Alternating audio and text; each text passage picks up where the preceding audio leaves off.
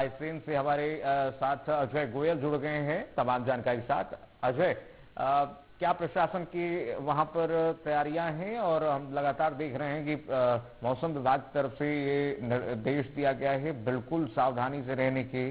Temperature लगातार गिरते हुए दिखाई दे रहा है। इस वक्त रायसेन का क्या है सूरत हाल मौसम का?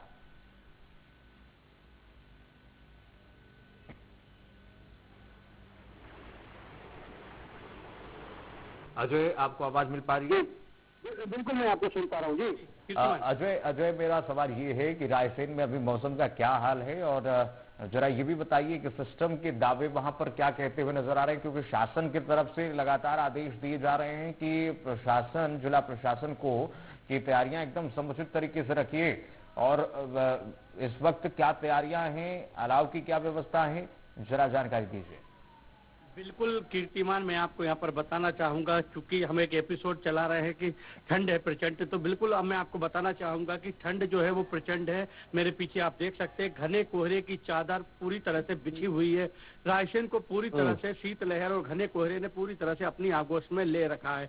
जनजीवन पूरी तरह से प्रभावित है। जिन लोगों के काम धंधे सुबह से शुरू होते थे वो पूरी तरह से फेल हो चुके हैं, खराब हो चुके हैं। बाजार शाम होते से सूने रहते हैं और वहीं 12-1 बजे तक दुकानें खुलती नजर नहीं आ रही हैं। जनजीवन पूरी तरह से प्रभावित है। वहीं अगर अलाव की बात करते हैं तो जिला प्रशासन सख्त है, और जिला प्रशासन के मुखिया जो कलेक्टर अरविंद कुमार दुबे हैं, इनके द्वारा विगत 20 दिन पहले जब ठंड की शुरुआत हुई थी तभी एक आदेश निकाल दिया गया था कि जगह जगह जहाँ किसान हो या आम जनता को जहाँ बैठने की जगह है, होटल हैं, इनके जहाँ ज्यादा भीड़ लगती है वहाँ पर अलाव की व्यवस्था की जाए। तो नगर पालिका द्वारा यहाँ पर जगह जगह अलाव की व्यवस्था की जा रही है। भाई, स्थानीय दशहरा मैदान में लगभग 5 जिलों के किसान अपनी धान की फसल लेकर आते हैं, तो उनके लिए भी करीब 4 से 5 जगह अलाव जलाए जा रहे हैं। लेकिन मैं यहाँ पर एक बात बताना चाहूंगा कीर्तिमान, कि जो अलाव की व्यवस्था है वो भी फेल होती नजर आ रही, क्योंकि ठंड इतनी तेज है।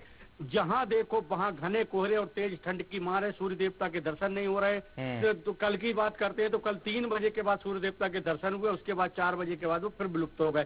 तो जनजीवन पूरी तरह से प्रभावित है। और अगर ऐसे में तापमान की बात करते हैं तो उसमें यूं कह सकते हैं कि सोने पे सुहागा कह सकते हैं, जो ठंड की मार के लिए कह सकते हैं। तो जहाँ तापमान है वो लगभग 3 डिग्री और 4 डिग्री के आसपास आ गया रात का तापमान।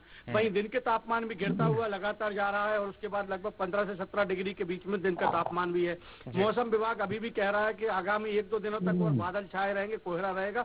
इसके बाद सूर्य देवता के दर्शन तो लोगों को होने लगेंगे। लेकिन यहाँ पर सबसे बड़ी बात है कि तेज ठंड की जो मार है उससे राहत लगभग 15 जनवरी के बाद मिलेगी। तो एक लंबा सफर अभी बीच में तय करना है आम जनता को ठंड के बीच साथ में।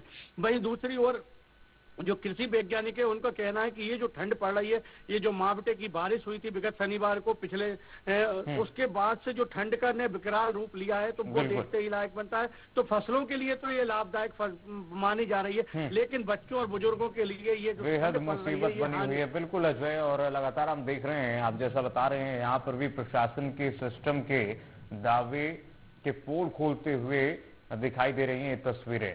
अजय, बहुत शुक्रिया तमाम जानकारी साझा करने के लिए। तो पिछले 4 से 5 दिनों में आप देखिए 3 से 4 डिग्री पारा और गिरने वाला है, लेकिन कई जगह सिस्टम के दावे जो हैं खोखले नजर आ रहे हैं। जो शासन की तरफ से निर्देश दिए गए हैं, उन शासन के निर्देशों का पालन नहीं किया जा रहा अधिकारियों की तरफ से, अवमानना दिख रही है।